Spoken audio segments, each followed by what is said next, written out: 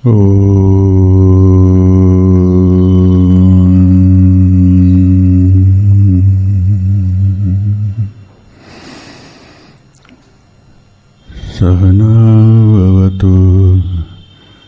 सहनौ भुनक्तु सह वीर्यं करवावहै तेजस्विनावधीतमस्तु मा विद्विषावहै। ॐ शान्ति शान्ति शान्ति।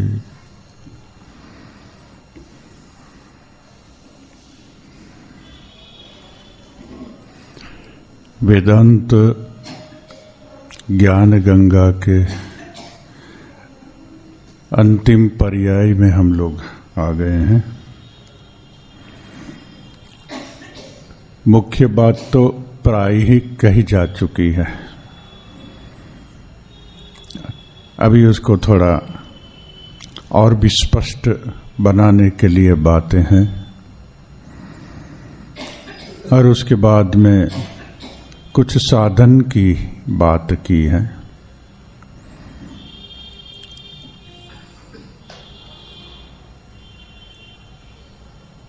अभी तक हमने जो चर्चा की वो पूरी चर्चा का निष्कर्ष और वेदांत प्रक्रिया का निष्कर्ष होना है तत्वमसि में।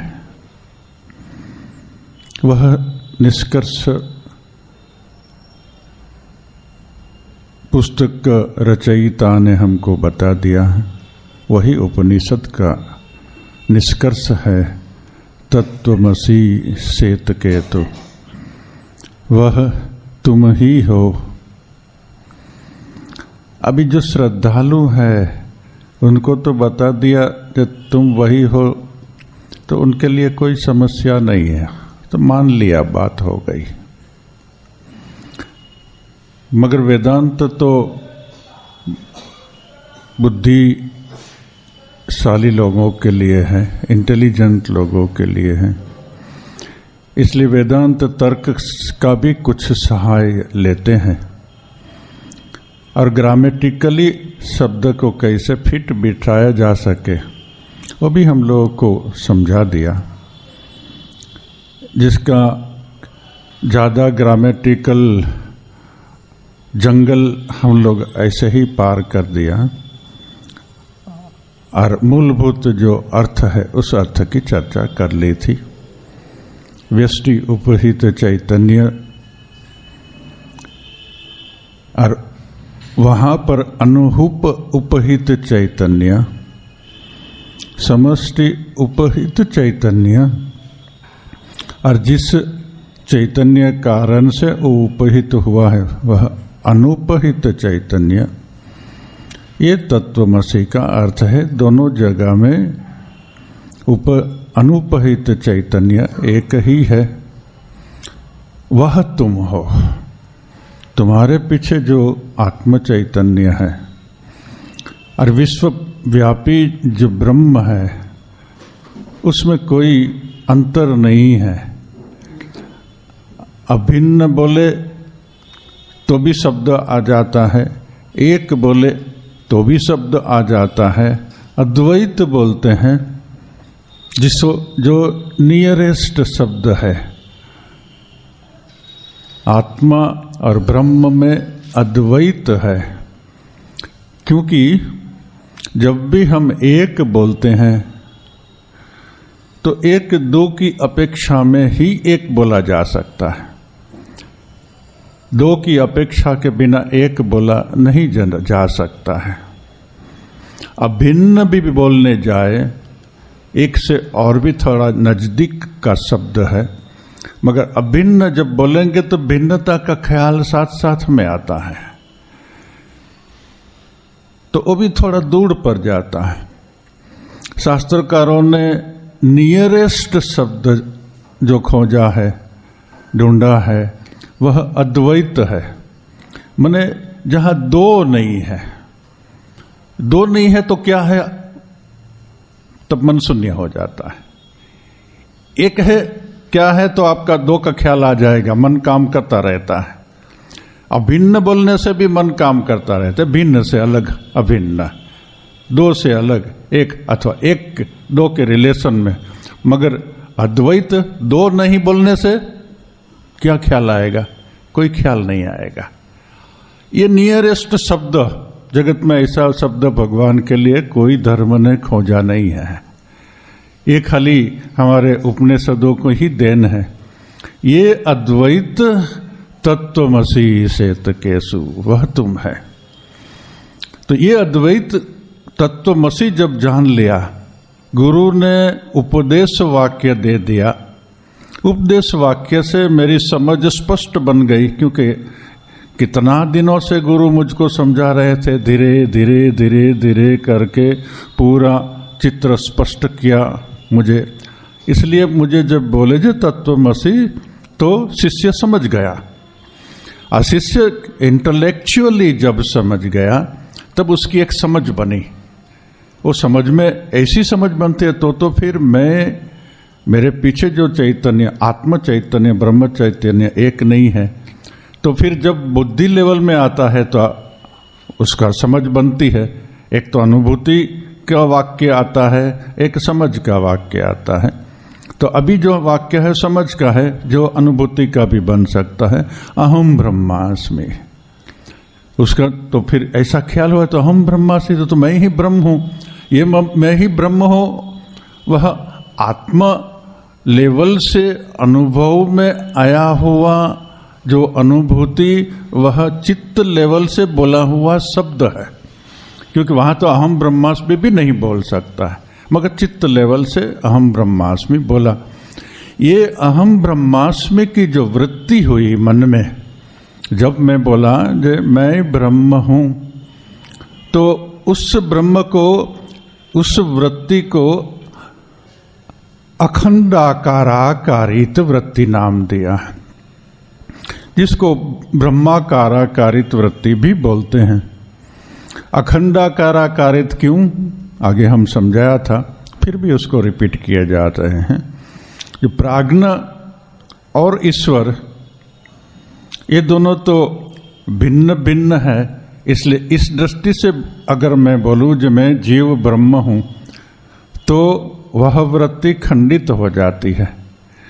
मगर आत्मा और ब्रह्म, वहाँ की जो एकता जान में आई, अन्वय अद्वैत जानने में आया, उस अद्वैत के ज्ञान की हमारी जो वृत्ति बनी, वह अखंड आकाराकारित वृत्ति हो गई। वहाँ कोई खंड नहीं है। अभी ये अखंडाकाराकारित वृत्ति तो हमारी हो गई, हमारा समझ भी हो गया, मगर ज्ञान तो नहीं हुआ, ब्रह्म ज्ञान तो नहीं हुआ। तो क्यों ब्रह्म ज्ञान नहीं हुआ? और ये अखंडाकाराकारित वृत्ति कहाँ तक जा सकती है, इसकी समझ लास्ट पैराग्राफ में हम लोगों ने की थी। वही लास्ट पैराग्राफ को मैं फिर से पढ़ता हूँ, 173। सीधा ट्रांसलेशन पढ़ता हूँ, क्योंकि ये तो एक बार उसको पढ़ लिया गया है। मैं कंटिन्यूएशन ठीक हो इसलिए इसको पढ़ लेता हूँ मैं। जिस प्रकार एक दीपक का आलोक सूर्य की प्रभा को आलोकित करने में असमर्थ होकर स्वयं ही उससे अभिभूत हो जाता है। दीपक का एक प्रकाश सूर्य के सामने रखे तो सूर्य तो उससे दिखाई नहीं देगा, अभिभूत हो जाएगा, माने उसकी कोई काम नहीं रहता है वहाँ। उसी प्रकार वहाँ अखंडाकाराकारित वृत्ति में, वहाँ माने अखंडाकाराकारित वृत्ति में प्रतिबिंब चैतन्य जो प्राज्ञ भी स्वयं प्रकाशमांत अंतरात्मा से अभिन्न परब्रह्म को आलोकित करने में असमर्थ है, होने के कारण उससे अभिभूत होकर अपनी उपाधिभूत अखंड वृत्ति के नष्ट हो जाने पर दर्पण के अभाव में मुख का प्रतिबिंब मुख मात्र में ही रह जाने के समान प्रत्येक अंतरात्मा से अभिन्न परब्रह्म मात्र ही रह जाता है। अभी जो अखंडाकाराकारित वृत्ति बनी अहम ब्रह्मास्मि, तो उस वृत्ति से ब्रह्म का तो प्रकाश नहीं हो सकता, मगर उस वृत्ति का दूसरा क्या काम है, अभी आगे हम जाने से और भी स्पष्ट होगा। क्योंकि ये जो यहां बात बोल दीजिए अखंडाकाराकारित वृत्ति से ब्रह्म ज्ञान हो जाना चाहिए, मगर शास्त्रों में दो तरह की बात होती है। क्योंकि यहां अखंडाकाराकारित होने पर भी वो वृत्ति है, वृत्ति से तो ब्रह्म ज्ञान नहीं हो सकता। अभी शास्त्रों में ये दोनों का सपोर्ट में सेंटेंस है, ये 174 में पैराग्राफ में है। ये जो कंट्राडिक्शन है वो हमको बताते हैं। एवं सति मनसा एव अनुद्रष्टव्यम, मन के द्वारा ही ये जाना जाता है। अनुद्रष्टव्यम ये जानना चाहिए बृहदारण्यक उपनिषद में। अभी वहां बोला है मन के द्वारा जाना जाता है। दूसरा जगह एक उपनिषद में है यन मनसा न मनुते, ये मन के द्वारा नहीं जाना जा सकता है। न तस्य वांग गच्छति न मनो गच्छति इत्यादि जो आप लोग पढ़े हैं यहाँ पर, या मन वाणी इत्यादि कुछ भी नहीं जा सकता है, उसको तो प्रकाशित नहीं कर सकता है। न तस्य सूर्यो भाति न चंद्र भाति न तारकम नैमा विद्योतो भाति कुतोयम अग्नि, कोई भी ये जगत का प्रकाश, भौतिक प्रकाश या चित्त का प्रकाश, चित्त की वृत्ति का प्रकाश, कोई भी वहां पर नहीं जाती। तमेव भाति सर्वमिदं विभाति, उनका प्रकाश से ही सब प्रकाशित होता है। तो यहाँ जो दो कोटेशन उपनिषद से दिया, ट्रांसलेशन ऐसा है, ऐसी अवस्था में यह केवल मन के द्वारा देखे जाने योग्य है। ये एवं जिसका मन के द्वारा चिंतन नहीं किया जा सकता, ये दूसरा स्टेटमेंट हुआ। ये दोनों श्रुतियों में कोई विरोध नहीं है, बता रहे हैं। ये विरोधाभास दिखाई देते हैं मगर विरोध नहीं है, क्योंकि वहां अखंडाकाराकारित वृत्ति की जो हम लोगों ने बात की, अखंडाकाराकारित वृत्ति में उसके फल माने प्रतिबिंब चैत्य की व्याप्ति को निषेध करके चित्त वृत्ति के द्वारा व्याप्त होना स्वीकार किया है। दो शब्द यहां आ गया, एक है फल व्याप्ति और एक है चित्त व्याप्ति। आगे उसको क्लियर करेंगे। तदुक्तम, ऐसा कहा भी गया है, फल व्याप्तम एव अस्य शास्त्रकृत भी निवारितम ब्रह्मणि अज्ञान नाशाय वृत्ति व्याप्ति अपेक्षिता। कहा भी गया है शास्त्रकारों ने, फल वृत्ति द्वारा ब्रह्म में व्याप्तता प्रकाश्यता का निषेध किया है, परंतु वे स्वीकार करते हैं कि ब्रह्म के अज्ञान, ब्रह्म का अज्ञान माने अविद्या का नाश हेतु चित्तवृत्ति की व्याप्तता की आवश्यकता है। इसकी कुछ चर्चा हम लोगों ने गत बार की थी। जब वृत्ति होती है, आगे उसको इसमें ही क्लियर करते हैं।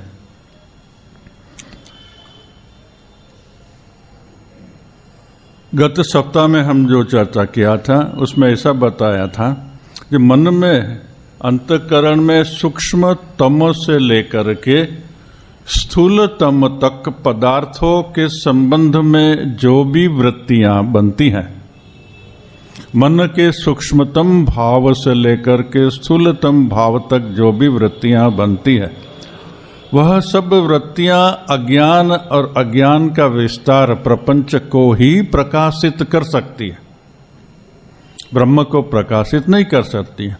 वस्तुओं को प्रकाशित करने की क्षमता उसमें है,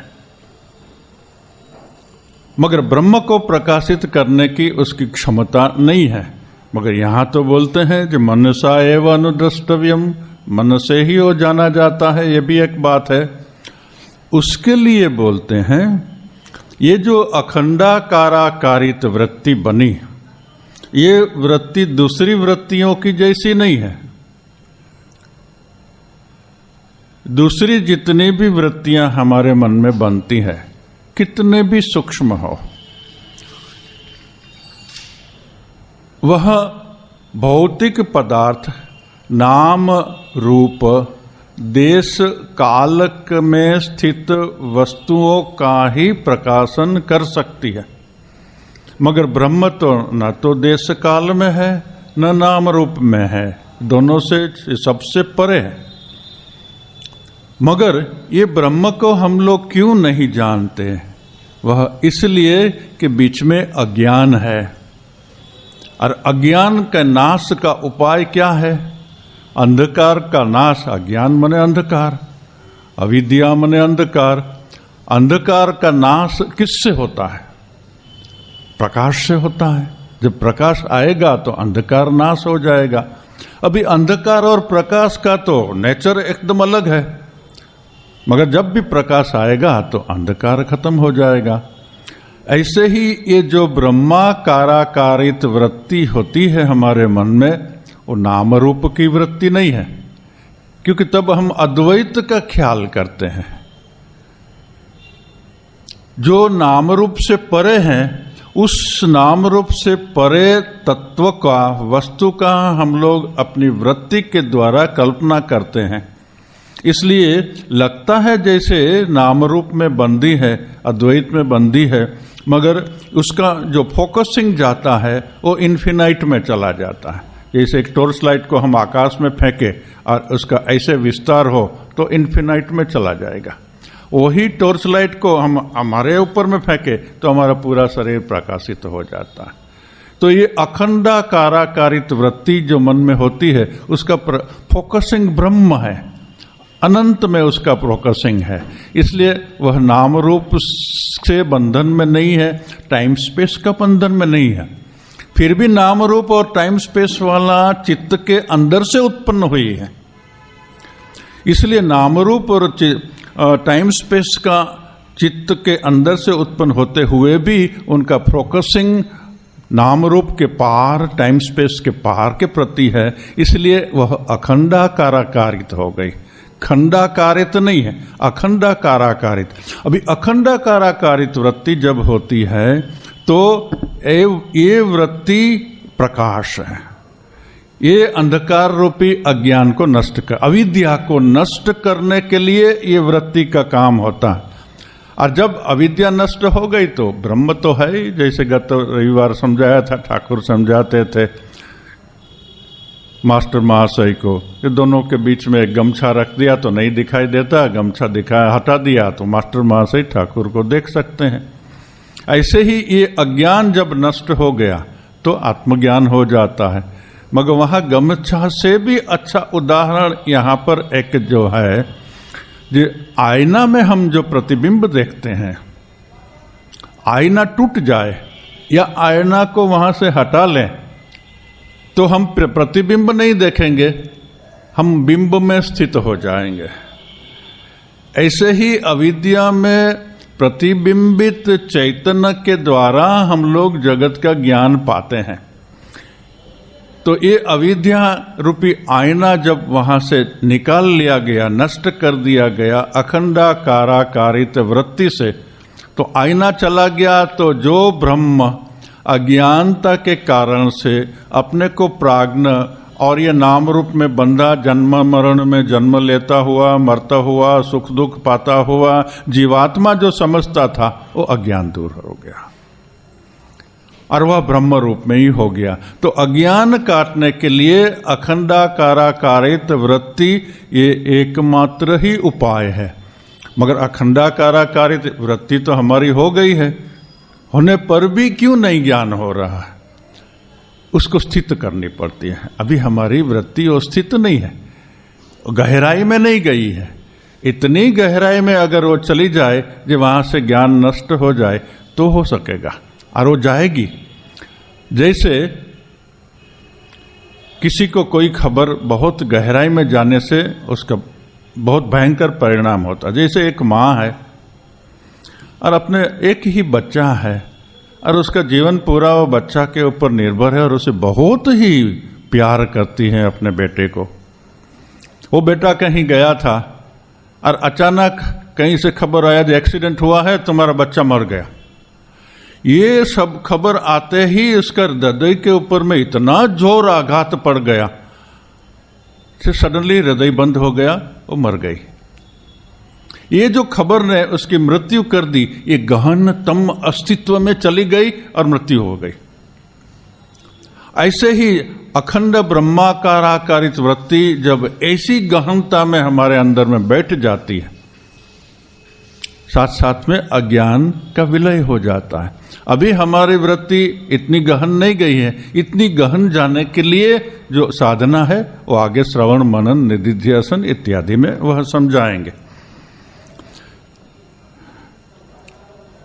176 स्वयं प्रकाशमानत्वात् न आभास उपज्यते इति च, ये पंचदशी का दिया उदाहरण, कोटेशन दिया है। स्वयं प्रकाश होने के कारण उस परब्रह्म को प्रकाशित होने के लिए चैतन्य प्रभा की कोई आवश्यकता नहीं है। आगे जो बात की उसकी बात, ये जो चिदाभास के अंदर में जो वृत्ति उत्पन्न होती है उससे वो उस नहीं होता है। स्वयं प्रकाश होने के कारण उस परब्रह्म को प्रकाशित होने के लिए चैतन्य प्रभा प्रकाश कोई वृत्ति की जरूरत नहीं होती है, ऐसा भी कहा गया है। 177 जड़ पदार्थ आकार आकारित चित्तवृत्ति विशेषो अस्ति, परंतु अखंडाकाराकारित ब्रह्म विषयक चित्तवृत्ति यह जड़ पदार्थों के आकार से बनी चित्तवृत्तियों से भिन्न है। वो आगे ऑलरेडी हम लोग समझा दिया कैसे भिन्न है। अभी जो आता है वही मैं आगे समझाया। तथा ही अयम घट इति घटाकार आकारित चित्तवृत्ति अज्ञानम घटम विषयीकृत्य तद्गत अज्ञान निरसन पुरसरम स्वगत चिद आभासेन जड़म घटम अभिभाषयति। अभी पदार्थों का उद्भाषण कैसे होता है यही समझाते हैं। ये आगे समझा दिया, इसलिए खाली पढ़ने से ही काम हो जाएगा।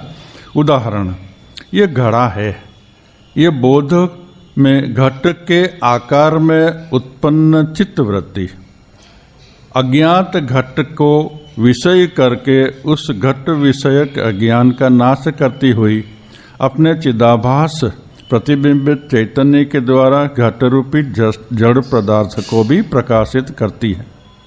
इसको ही आगे फिर और भी समझाते हैं। तदुक्तम बुद्धि तत्स्थ चिदाभासो द्वौ अपि व्याप्नुतो घटम तत्र अज्ञानम धिया नश्येत आभासेन घटः स्फुरेत इति। पंचदशी का में से कोटेशन दिया है। कहाँ भी है बुद्धि वृत्ति तथा उसमें स्थित प्रतिबिंबित चैतन्य का आभास दोनों ही घट के संपर्क में आते हैं, माने उसको व्याप्त करते हैं। इनमें बुद्धिवृत्ति घट विषयक अज्ञान नाश करती है और उसमें प्रतिबिंबित चैतन्य घट को प्रकाशित करता है। अभी ये जगत में जो प्रकाशित वस्तु होती है चित्त से कैसे होती है, दो तरह से समझाते हैं। मैंने दो घटनाएं घटित होती हैं। जैसे ये एक अंधेरा है, अंधेरा में कुछ दिखाई नहीं देता है, मगर एक प्रकाश हुआ तो ये घड़ी है, ये फैन है, ग्लास है, लोग बैठे हैं, सब दिखाई, सबका आकार चित्त के अंदर में प्रतिबिंबित हो जाता है। मगर उस आकार का ज्ञान कब होगा, जब चिदाभास भी उसके साथ में मिला होगा, तब ये दोनों हो जाएगा। अभी ये परंपरागत समझाने की विधि है। अगर हम आधुनिक विज्ञान को लेकर के चले तो परंपरागत में चित्त वृत्ति बाहर जाती है और फिर प्रतिबिंब अंदर में लाता है। वो एक ढंग है समझाने का। अभी आधुनिक विज्ञान के हिसाब से कोई भी वस्तु हमारे अंदर में आती है। जैसे आंख से मैं देखता हूं तो बाहर में जितने भी वस्तु है उसका प्रतिबिंब मेरी आंख में पड़ता है। यही विज्ञान है। और बाहर से जो भी साउंड मैं सुनता हूँ उसका आवाज मेरे कान में आता है। अभी प्रकाश के प्रकाशित वस्तुओं का प्रतिबिंबित मेरे आंख में पड़ा, आंख तो देखती नहीं है, प्रतिबिंबित ग्रहण कर लिया, जैसे फोटोग्राफर कैमरा का प्लेट लेता है, फिर वहाँ जो प्रतिबिंब पड़ा वह प्रतिबिंब का इलेक्ट्रिक पल्स बन जाता है। वह पल्स बन करके जैसी प्रकाश की और कलर की जो भी इंटेंसिटी एटसेट्रा वो सब वाइब्रेशन थ्रू ब्रेन का जो सेंटर है जहाँ पर वस्तुएं दिखाई देती है वहाँ पर पहुँचा देता है। तो बाहर का जो चित्र है वो ब्रेन में तो बन गया, माने चित्त की वृत्ति बन गई, ब्रेन की वृत्ति बन गई, मगर वहां तक चिदाभास से भाषित चैतन्य अगर ना हो तो वस्तु का ज्ञान नहीं होगा। तो चिदाभास तो सब समय वहां पर है, इसलिए वस्तु का जब ज्ञान होता है वहां जाता है तब होता है। मगर अगर उस समय में चित्त का वहां पर संपर्क नहीं है तो आप देखते हुए भी नहीं देखते हैं, सुनते हुए भी नहीं सुनते हैं। तो ये एक उदाहरण हुआ। तो यहाँ बताते हैं कि अंधेरा में जो पड़े हुए वस्तु है उसको हम देखते हैं तो दो घटनाएं घटती है, एक तो अंधकार दूर हो जाता है और चिदाभास से वस्तुओं का ज्ञान होता है।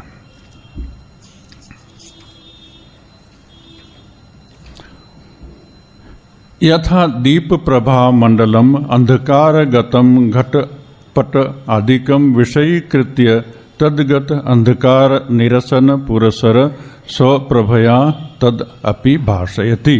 उसी प्रकार जैसे मैं समझाया वही बात यहाँ बोल रहे हैं। जैसे कि दीपक का प्रकाश अंधकार में स्थित आच्छन्न घटपट आदि विषयों को के ऊपर छाए अंधकार का निरसन करते हुए अपने आलोक में बने उसको उद्भासित करता है।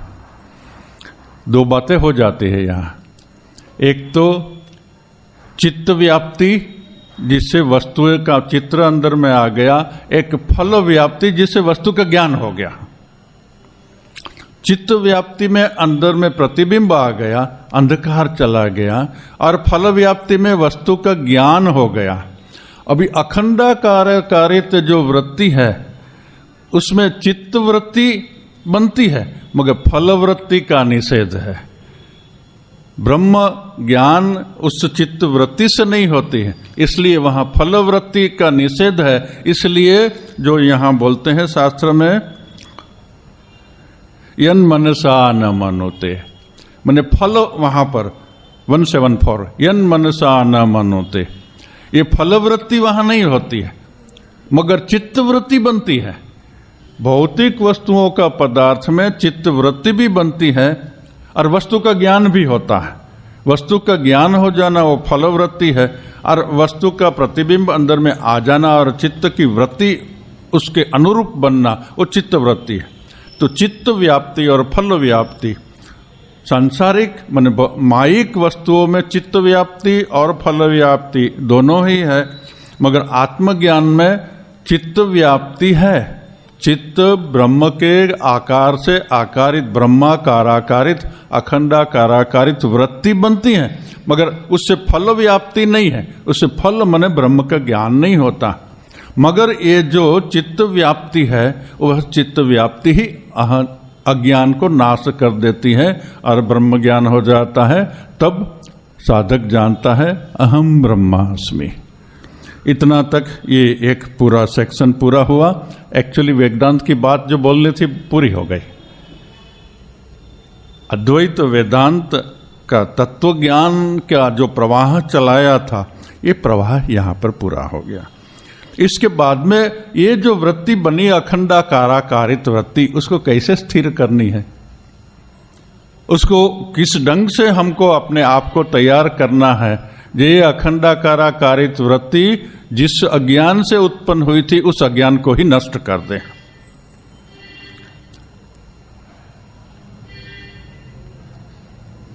जो आदमी की जिजीविषा चली जाती है ना, जिंदा रहने की इच्छा, और वो अंतिम में अगर चली जाए, एब्सोल्यूट जिंदा रहने की इच्छा, सांस लेने की भी इच्छा चली गई, खाने की भी इच्छा चली गई, मन की भी इच्छा चली गई। ऐसा एब्सोल्यूट जिंदा रहने की इच्छा अगर चली जाए तो धीरे धीरे धीरे वह आदमी का पूरा जो मैकेनिज्म है वो डिफंक्ट होने लगेगा और वो मर जाएगा। ये जो वृत्ति हमको जिंदा रखती थी, कामना, वासना इत्यादि, यही हमारा मृत्यु का कारण होती है। ऐसे ही ये जो अखंड ब्रह्माकाराकारित वृत्ति हुई, ये अखंड ब्रह्माकाराकारित वृत्ति जिस अज्ञान से उत्पन्न हुई थी, उस अज्ञान को ही डिस्ट्रॉय कर देती है। जिससे उसका जन्म हुआ था, अज्ञान का बच्चा वह वृत्ति है। ये बच्चा ही अपनी माँ को खा जाता है। ऐसे स्कॉर्पियो होते हैं, आपने पढ़ा भी होगा शायद, जो स्कॉर्पियो माने बिच्छू, तो बिच्छू जन्म देते हैं बच्चा को और बच्चा सब उसके पीठ में ले लेती हैं। फिर ये जो छोटे छोटे बच्चे हैं वो अपनी माँ को ही खाते हैं, और जितने बच्चे हैं वो पूरी माँ को खा जाएंगे तो उनको चलने की और अपने से खाने की शक्ति आ जाएगी। माँ को खा लिया, बच्चा चलता बना। ये जो चित्त वृत्ति बनती है, अज्ञान से उत्पन्न हुई चित्त वृत्ति, माने अज्ञान का संतान जितनी भी है वो सब अज्ञान का संतान है। ये अज्ञान का संतान जब अखंडाकाराकारित होता है तो अपनी माँ को ही खा जाता है, माँ नष्ट हो जाती है, फिर जो है वो रहेगा। अभी आगे आत्मज्ञान के साधन 181 एवं भूत स्वस्वरूप चैतन्य साक्षात्कार पर्यंतम श्रवण मनन निदिध्यासन समाधि अनुष्ठानस्य अपेक्षितत्वात् ते अपि प्रदर्शयन्ते। उपरोक्त प्रकार के अपने चैतन्य स्वरूप का साक्षात्कार होने तक, अपने चैतन्य स्वरूप का साक्षात्कार होने तक श्रवण मनन निदिध्यासन तथा समाधि के अभ्यास की आवश्यकता होने के कारण उनका भी निरूपण किया जा रहा है। अभी इतना ज्ञान सुन लेने के बाद में सबको जरूरत होती है, ऐसी बात भी नहीं है। प्रथम तो जरूरत होती है, मगर जब सुन लिया तो भी ज्ञान नहीं हुआ तो फिर आगे जाना पड़ता है। ऐसे भी साधक जगत में हुए हैं जो इतना सुनने के साथ साथ में ज्ञान हो जाता है। जैसे जनक, अष्टावक्र उनके पास में गए और अष्टावक्र ने जगत की विनश्यता अथवा जगत की मायिकता जो है ही नहीं और आत्मा के संबंध में बात की, उस सुनते ही उनको ज्ञान हो गया। ये इसको बोलते हैं श्रवण मात्रेण ज्ञान।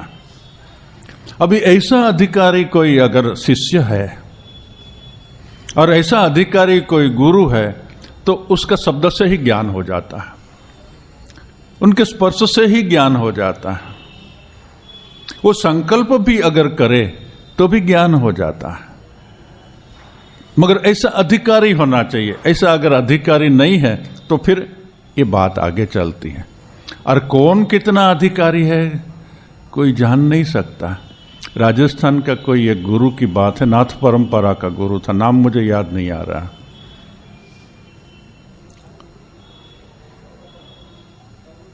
वह जीवंत समाधि लेने के लिए तैयारी की। नाथ संप्रदाय में जीवंत समाधि लेने की परंपरा है और गुजरात में नाथ संप्रदाय के लोग भी कभी कभी जीवंत समाधि ले लेते हैं। उसके लिए पूरा खड्डा समाधि का तैयार कर देते हैं, गुफा तैयार कर देते हैं, उसके ऊपर बैठा देते हैं और ऊपर से बंद कर देते हैं और उनका शरीर वहाँ ही छूट जाता है। तो ये गुरु समाधि के लिए सब तैयारी हो गई, गांव के सब लोग आए थे, आसपास के भक्त लोग भी आए थे, प्रसाद बांट रहे थे। प्रसाद बांटना भी प्राय ही पूरा हो गया और वहाँ से एक शादी होकर के आता हुआ लड़का का, युवक का अपनी पत्नी के साथ आ रहा था। प्रोसेसन निकल रहा था, लोग सब निकल रहे थे और यहाँ सब उत्सव जैसा चल रहा था तो वो भी थोड़ा खड़ा रहा होगा वहाँ। जब अंतिम प्रसाद बांटना हो गया तब गुरु जोर से बोलते हैं, हे कोई लेने वाला। ऐसा 3 बार उन्होंने बोला, है कोई लेने वाला। अभी ये जो शब्द उनके मुख से निकला तो ये उनका शिष्य जो बनने को जाने वाला था, ये लड़का जो शादी करके आ रहा था अपनी बहू के साथ में, नई दुल्हन के साथ, उसका मन में क्या प्रकाश हो गया। ओ गुरु के पास मैं लेने वाला। गुरु ने संकल्प से उसको दे दिया, कोई विधि नहीं, क्योंकि वो तो समाधि लेनी है अभी। और इसका मन में प्रकाश जाग गया, जान लिया मैं कौन हूं। गुरु ने समाधि ले ली और शिष्य बोला अभी मुझे घर नहीं जाना है, जगत का मिथ्यात्व तो मुझे जान लिया, मैं यहां ही रहूंगा, गुरु की जगह आश्रम में ही बैठूंगा। तो उसकी पत्नी बोली तो मैं भी नहीं जाऊंगी, मैं भी तुम्हारे साथ में ही रहूंगी, मैं भी साध्वी बन जाऊंगी। और दोनों वहां रह गए। तो ऐसा भी होता है, कोई अगर योग्य अधिकारी है और उसके अनुरूप कोई उसको अगर योग्य गुरु मिल जाए तो मात्र सुनने से हो जाता है, मगर वो बोलने वाले का जो पावर और सुनने वाले का अंदर में जो ओपननेस, और दोनों होने से करंट लग जाता है, दिया जल जाता है। स्विच ऑन करने से जैसे ट्यूबलाइट जल जाती है, ऐसे ट्यूबलाइट वहां पर जल जाती है, काम हो गया। ये अत्यंत रेयर केस में होता है, मगर ऐसा भी होता है। क्योंकि हम लोग इस तरह से नहीं है और मेजॉरिटी मानव जात इस ढंग से नहीं है, इसलिए आगे का उपरोक्त प्रकार से अपने चैतन्य स्वरूप का साक्षात होने तक श्रवण मनन निधिध्यासन तथा समाधि के अभ्यास की आवृत्ति की आवश्यकता होने के कारण उनका निरूपण किया जाता है। इसकी ज़्यादा व्याख्या की जरूरत नहीं पड़ेगी, बहुत सरल है और बहुत बार सुना भी है। श्रवण नाम सद्विद लिंगे ही अशेष वेदांता नाम अद्वितीय वस्तुनि तात्पर्य अवधारणाम। 6 प्रकार के लिंगो माने लक्षण या चिन्हों के द्वारा संपूर्ण वेदांत का तात्पर्य, लक्ष्य अद्वितीय ब्रह्म है, ऐसी धारणा निर्धारण करना श्रवण कहलाता है। कैसे श्रवण माने उसका 6 तरह का लिंग माने प्रतीक और उसके लक्षण है, उसका नाम है लिंग।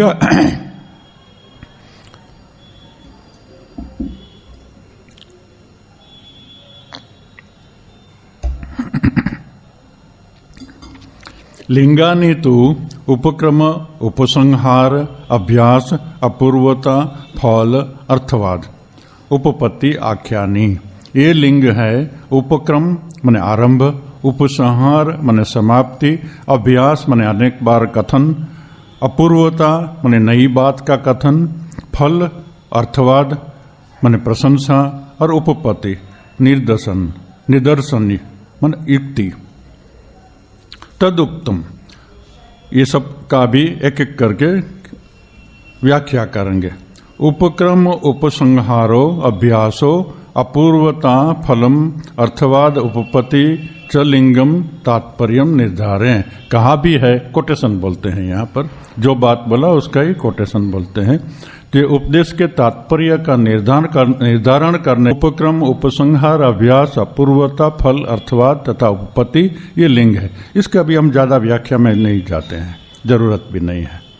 तत्र प्रकरण प्रतिपाद्यस्य अर्थस्य तद आदि अंतयो उपपादनम उपक्रम उपसंहारो तथा यथा छांदोग्ये 6 अध्याये प्रकरण प्रतिपाद्यस्य अद्वितीय वस्तुनः एकम एव अद्वितीयम इति आदौ एतद् आत्म्याम इदं सर्वम इति अन्ते च प्रतिपादनम।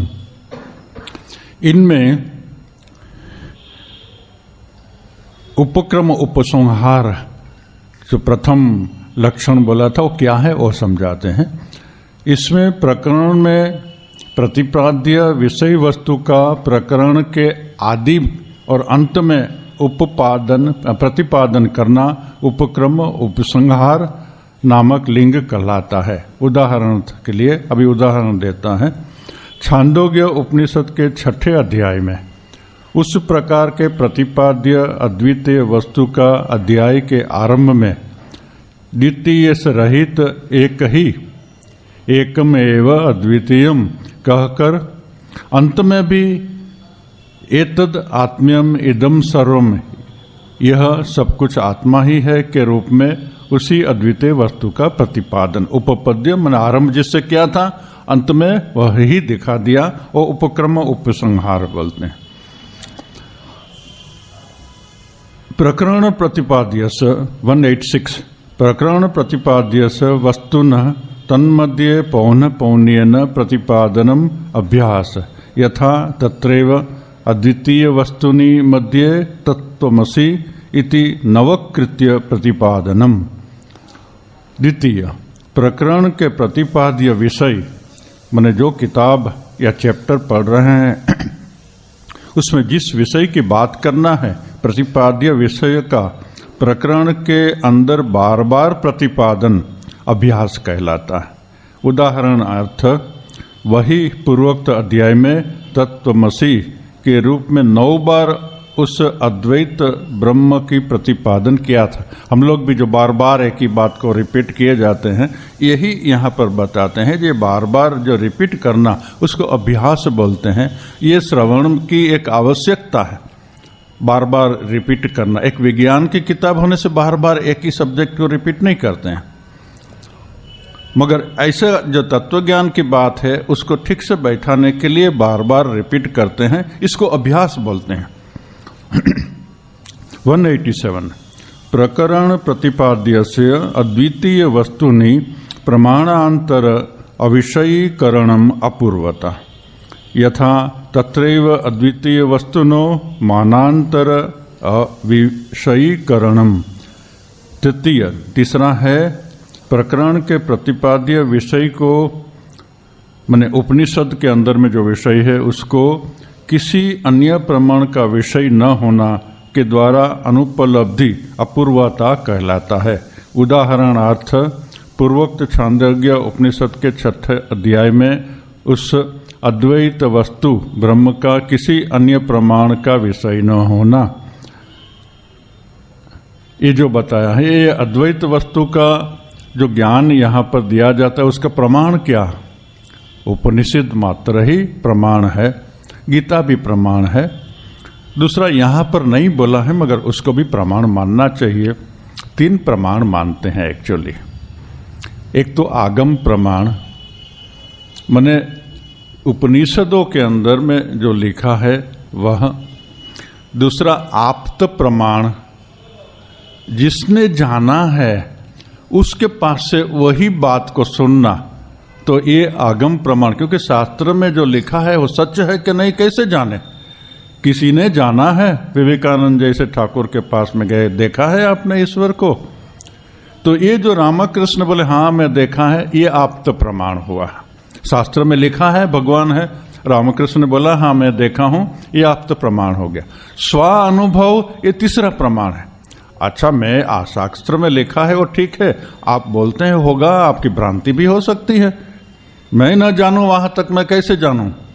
तो ये जो मैं जानना, ये तीसरा प्रमाण है।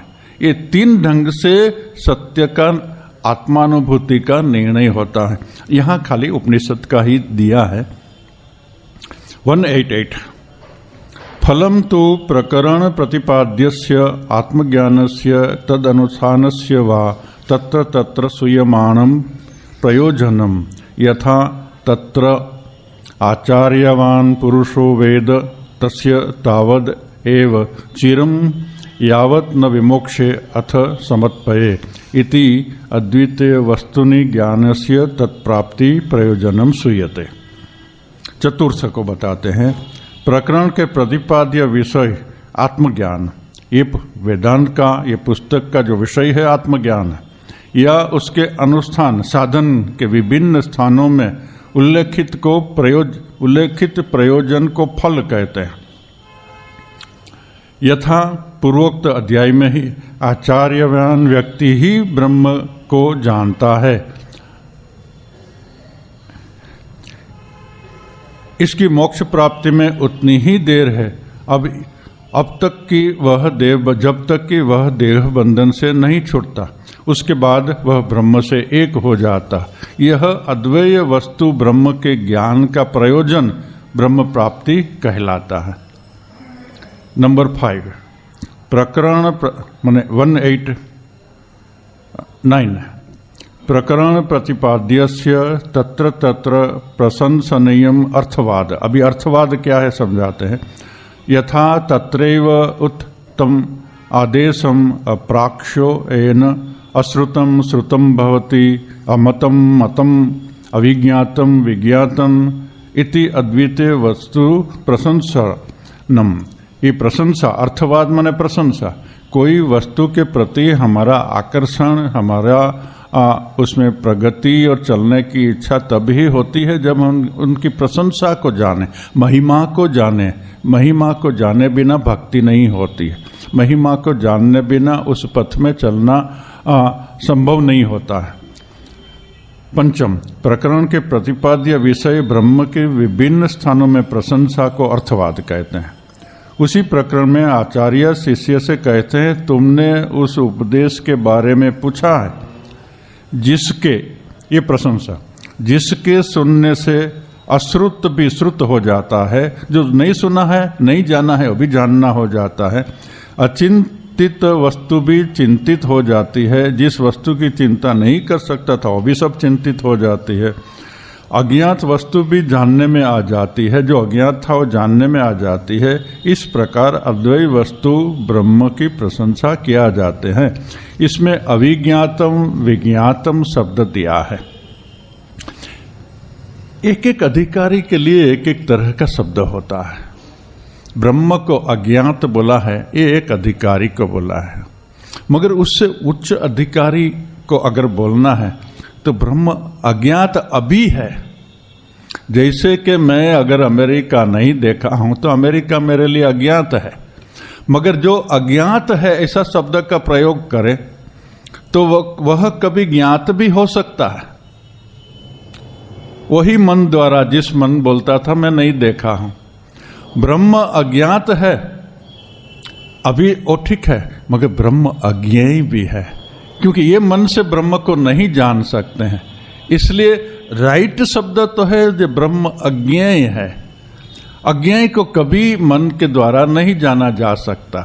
ये जो आगे बोले थे जे यन मनसा न मनुते, ये अज्ञेय, ये अज्ञेय अल्टीमेट शब्द है। मगर ये अज्ञात जो शब्द ब्रह्म के लिए है, लिखा है, वो रिलेटिव है, वो थोड़ा लोअर ग्रेड का शब्द है। इससे अज्ञात से चित्तवृत्ति बन सकती है, अज्ञेय की चित्तवृत्ति नहीं बन सकती है। प्रकरण 190 प्रकरण प्रतिपाद्य अर्थ साधने तत्र तत्र सूर्यमाणा युक्ति उपपत्ति यथा तत्र यथा सौम्य एकेन मृत्पिंडेन सर्वं मृण्मयं विज्ञातं स्यात् वाचारंभणं विकारो नामधेयं मृतिका इति एव सत्यम इत्यादि अद्वितीय वस्तु साधने विकारस्य वाचारंभण मात्रत्वे युक्ति। अभी कौन युक्ति से ब्रह्म है उसको समझाना है, तो कैसी युक्ति दी है उपनिषद में, इस युक्ति का भी यहाँ पर उन्होंने बता दिया हमका। ये अंतिम है, षष्ठ है। षड्लिंग में ये मनन के षड्लिंग में ये अंतिम है। षष्ठ प्रकरण के प्रतिपाद्य विषय को सिद्ध करने के लिए दी जाने वाली विभिन्न प्रकार की युक्तियों को उपपत्ति कहते हैं। यथा उसी प्रकरण में आचार्य शिष्य से कहते हैं, ये बहुत फेमस छांदोग्य उपनिषद का ये वाक्य है जिसका ट्रांसलेशन में पढ़ता हूँ। हे सौम्य, जैसे मिट्टी के एक पिंड माने लौंदा, मिट्टी का एक पिंड को जान लेने से, मिट्टी का थोड़ा सा भाग को जान लेने पर मिट्टी से बने घट आदि समस्त पदार्थों का ज्ञान हो जाता है। एक माटी जान लिया, फिर माटी से घड़ा बना है, कुंजा बना है, और जो कुछ भी वस्तु है माटी से बनी है। नाम रूप देखते हैं हम, मगर नाम रूप के साथ में अगर हम माटी को जानते हैं तो हम जानते हैं जो नाम रूप दिखाई देता है तो मिथ्या, कल नहीं था, आज बना है, परसों नहीं रहेगा, इसको ही मिथ्या बोलते हैं। मगर इसके अंदर में जो माटी है वो तो सदा ही रहेगी। ऐसे ही ब्रह्म का आकार, ये जो नाम रूप बना है, पहले नहीं था नाम रूप, अभी नाम रूप बना है, भविष्य में वो नहीं रहेगा। मगर जिस ब्रह्म का आधार में ये नाम रूप बना है, वो नाम रूप मिथ्या है, वह एक तत्व ही सत्य है। ये बात छांदोग्य इसका बहुत लंबा विस्तार करते हैं, मगर ये इस तरह के विचार हम लोगों ने दूसरे ढंग से कर लिया है। उसके प्रत्येक विकार रूप और आकार वाणी का ही प्रयास मात्र है, वस्तुतः केवल मिट्टी ही सत्य है। आदि श्रुतियों में अद्वैय ब्रह्म वस्तु के प्रतिपादन में विकार माने विभिन्न रूप नाम रूप को वाणी का प्रयास मात्र होने की युक्ति दी गई। कैसी युक्ति से समझाना है, एक युक्ति का उदाहरण दिया है। ऐसे बहुत सी युक्तियां होती हैं, हम लोग ने भी यहाँ बहुत तरह की युक्तियां, विभिन्न कहानियां वो सब देकर करके समझाने का प्रयत्न किया। ये श्रवण पूरा हुआ, इसके बाद में मनन, निधिध्यासन, समाधि और निर्विकल्प समाधि के अंतरंग और फिर ज्ञान हो जाने तक है। मुझे लगता है 2-3 क्लास में इसको खत्म कर देंगे। इसके बाद में फिर कोई नया विषय लेगा। कोई नया विषय लेने के लिए आप लोगों का सजेशन होने से हमको बता सकते हैं कौन सा विषय लेना ठीक है।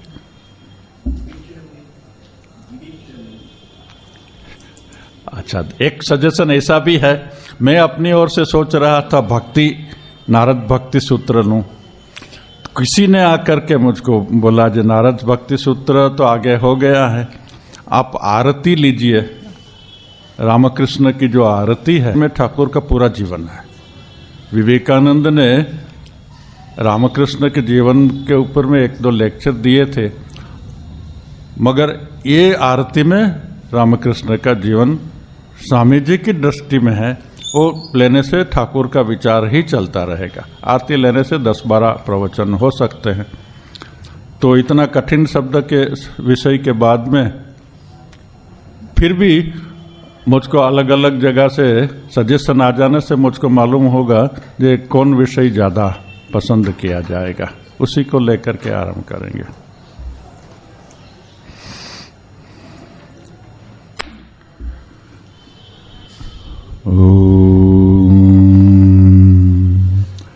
पूर्णमदः पूर्णमिदं पूर्णात् पूर्णमुदच्यते पूर्णस्य पूर्णमादाय पूर्णमेवावशिष्यते।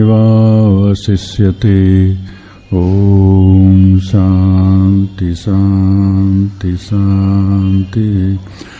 हरि ओम तत्सत्। श्री राम कृष्णार्पणमस्तु।